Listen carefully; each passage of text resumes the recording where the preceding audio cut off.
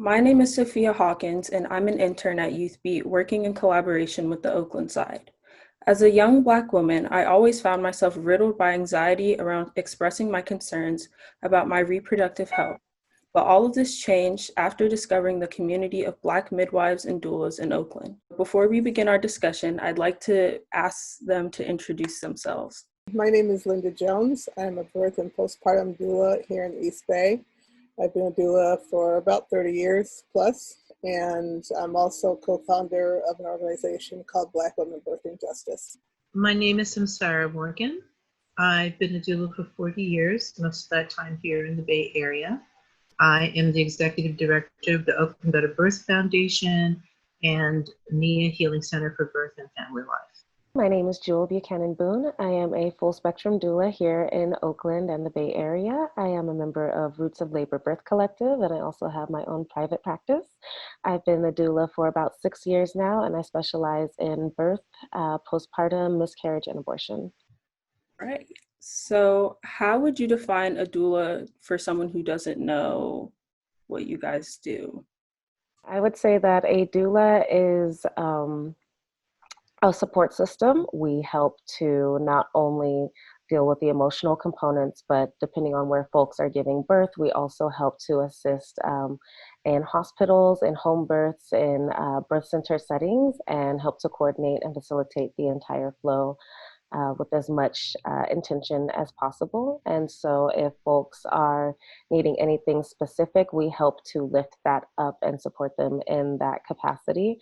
If they are dealing with challenging energies that can be found in some birth settings, whether that be from family members or care providers, we also help to advocate, liaise, and educate our clients and the birthing people and their families on how to advocate for themselves.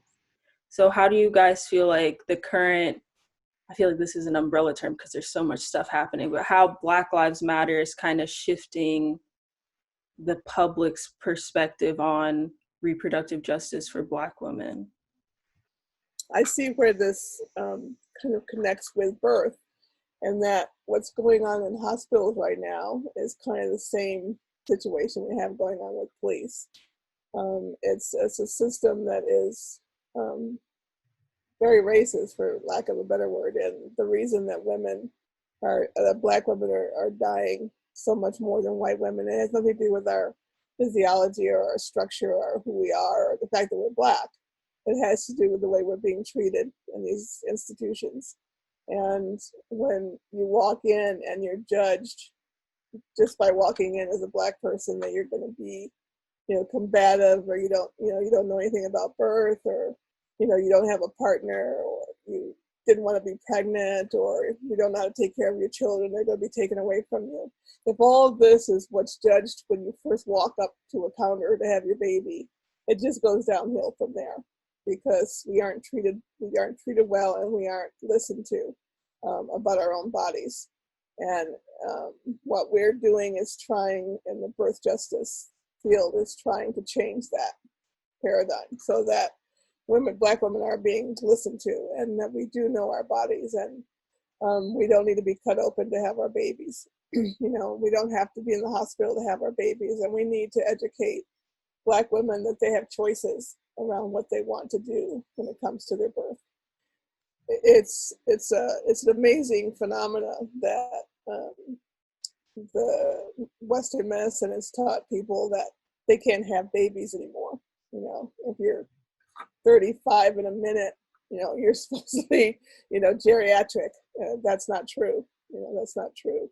And you can still birth a baby just fine. They don't have to listen to these people that tell them that they're broken and that they can't do something, or that they're just tired of them. So why don't we just cut this baby out of you? That's not the way it's supposed to be. We need to help them be empowered in themselves to be able to express the kind of birth they want and to get it as well as they can. Thank you. Does anybody else have any thoughts or feelings to share on that topic of Black Lives Matter? I certainly agree with everything my sister Linda just said. And it's interesting, along the Black Lives Matter, looking at that hashtag, I mean, it's very helpful and positive, and I certainly support it. And like doulas have been crying about this way longer, far before people even knew what Black Lives Matter was. Especially now that, here we are in COVID and doulas are not allowed to basically are being cut out of being in the birth room with their clients. And inductions are going up and C-sections are going up. And I'm fully aware, I'm sure with my sister birth workers are fully aware that means there'll be more Black women dying. Yeah. And more Black babies dying. That's exactly what it means. And so it's been very frustrating for me in this month, since COVID. Doulas are not considered essential health workers. So that really lets us know what the patriarchy really thinks about us. But I kind of was thinking that they were kind of sort of getting ready to have respect for my profession and respect for what we're doing. But when a crisis hits, you see who is who and what is what. We're not killing them. The doctors are killing them. You need to address what's going on there. But then all of a sudden, when, like she said, COVID hit, now we're not only are we not saviors, but we're not even allowed to come into the building. So it's very counterproductive to what they started to say. And I haven't given up hope yet. I know that we will be back in the hospitals. The bottom line, it has to come from the families. And so when your Kaiser doctor tells you can't have your doula, you need to push back on that. Yeah. When your insurance company won't cover something that's good for your health, the consumer, because this is a consumer-driven society that we live in, has to push back on that. That's how doulas even got to be in the hospital in the first place. It's because birthing people wanted them and fought for them to be there. If we're looking at the history of Black birthing in this country and Black people birthing in this country, we're coming for it all. The police institution and the carceral state is not independent of the medical industrial complex, which also feeds the prisons, which also feeds the carceral state, which also feeds the broader notions of capitalism. And so they're all, intrinsically intertwined. That's why you have children who are able to be taken at birth and placed into a foster care system, and money changes hands for every child that is placed in a foster care. There's so much insidious stuff that's happening. And so many of these policies, which are not laws, policy is not law. The policies that are keeping the doulas out of the hospital are not laws on the books. However, if a doula said, you know what, I'm gonna come in anyway, guess who the first phone call is gonna be? And it's gonna go to the police so that they can enforce an arbitrary policy or something around trespassing, but that's not actually a law for the greater good of the people. And so what BLM and what I'm seeing, because BLM is not new, it's gaining more traction now, and there's still somewhat of a split jury with some folks who want to argue on whether or not racism exists. But if we look at how the Civil War happened, there were slave revolts. There was revolts across the South of enslaved people, uprising and burning down the plantation and everyone in it. Haiti won its independence. Haiti's rebellion was a slave revolt. There are models for Black resistance across history. And so what BLM in our contemporary is a framework for even Black folks, because we are not a monolith. And I think what's being lost in a lot of these conversations is that Black people have experienced the same type of racism across the board, that Black people identify as having encountered racism or, oppression or things like that. And that's simply not the case, depending on where folks are situated, what their lived experience is. There's folks who said, I lived in the South, and yes, there are racist people here, but ultimately we all get along, and I've never had a personal problem in my community.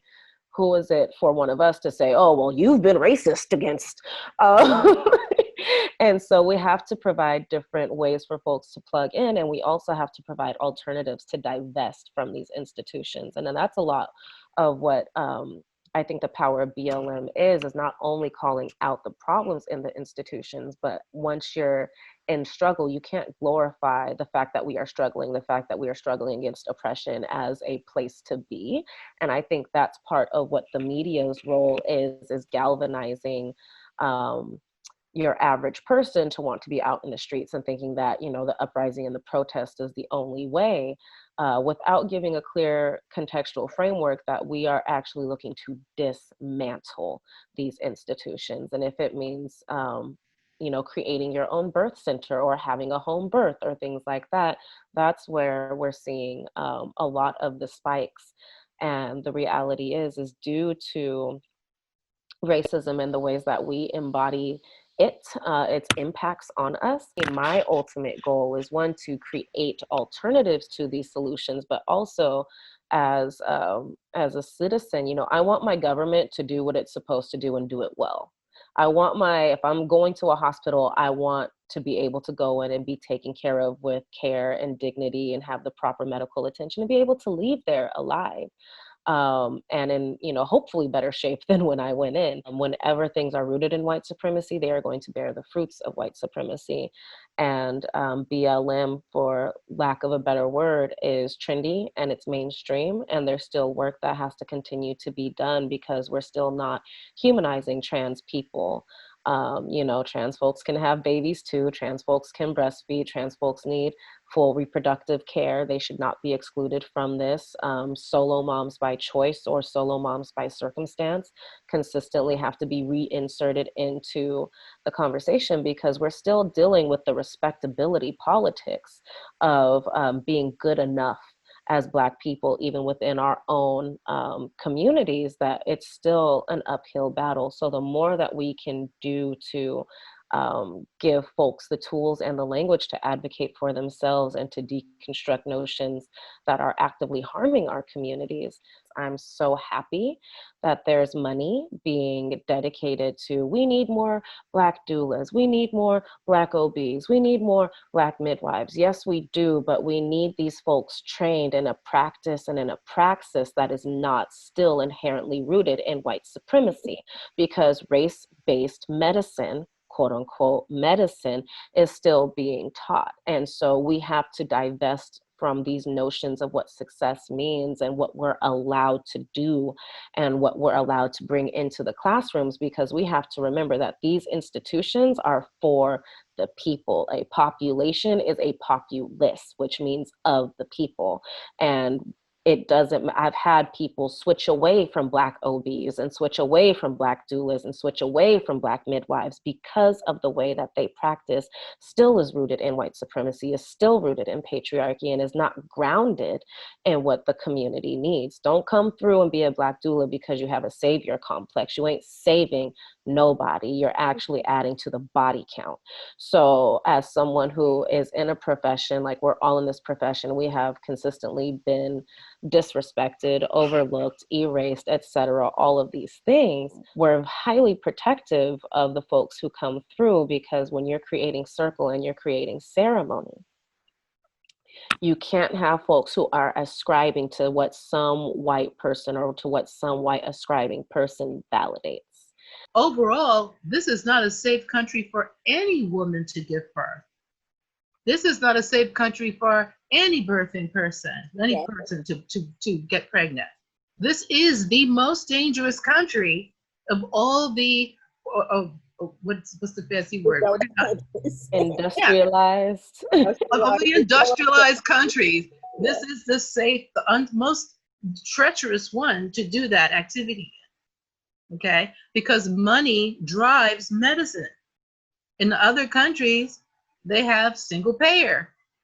And so it's not because they love women so much more than we did, than this country does. Not at all. It's that in that structure, they're trying to save money, not waste money.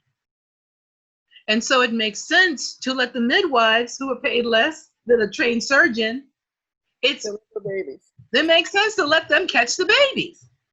Once you're afraid of birth, they got you. Yep. People over the years have called and said, I'm so afraid to have this baby. That shouldn't be. That shouldn't be. And that's man-made. That's not something that's inherent in a woman when she's born, you know? Yes, we shouldn't be afraid. But what I'm hearing from young Black women is that, their mothers are telling them to get the epidural. Oh, yeah. Their auntie is like, why do you want to feel that? Why would you want to feel that? because that mama or that auntie was robbed of the information, knowledge, or support to allow that person to have that experience. And then they're denying it to their daughters. There are young women that have to fight and cut off their families if they want to have a home birth, and they manage to save up the money to do it. But then they're keeping it quiet from their families because the family will not support them. And that's internal work. That's our internalized oppression that we have to do. That also is part of, in my estimation, the Black Lives Matter movement. We have to decide that our Black lives matter too. And because our Black lives matter, it makes perfect sense that we're going to support our family member or friend in having a home birth. And we're not going to tell her, scary stories about someone else's birth. Because why would you do that? That's the act of a traumatized person. Traumatized people do that. That is the traumatizing without the healing. That is something that we as Black folks tend to perpetuate in our communities. And it's also because it's a byproduct, like we're a product of our environment. And so even when we're creating new progressive movements and things like that, we have to understand like even those movements are bred out of being products of the environment. We still aren't talking about our birth stories. We still aren't talking about the fact that Black women who are leading this movement, Black queer folks who are leading this movement, are consistently still dealing with the no-teps, the ho-teps, and the folks who actually don't want liberation. They just want to be where a white man is. And that includes in the birthing room, with folks who go through certain institutions. They don't necessarily want Black women liberated and Black birthing folks liberated to be able to have their babies. They just want to be the OB. They just want to be the MD and write the call and have their signature on, the situation. But no one wants to sit in front of, 1,000 of their peers during a ground round and say, these are the decisions that I made that resulted in this Black woman dying. But we do have to create better networks of support because there are mothers and grandmothers who are still walking in that trauma. More Black mamas can't be that support person that their daughters sometimes really want them to be. And that there's all this work, there's a lot of work that I do as a doula trying to manage the mama, which is heartbreaking. Because it doesn't mean the doula doesn't have her role. The doula is the doula. The grandma's the grandma. But the grandma doesn't know how to be a grandma because she didn't actually get initiated into her womanhood when she had the daughter. She didn't get initiated into that, so she can't do the transition of handing over power and authority and giving it to the new generation and serving the new generation. I'd like to thank all of you guys so much for coming. This project wouldn't be possible without you three amazing women, and I'd like to thank you for the work that you guys are doing in our community. Thank you. Thank you for having us.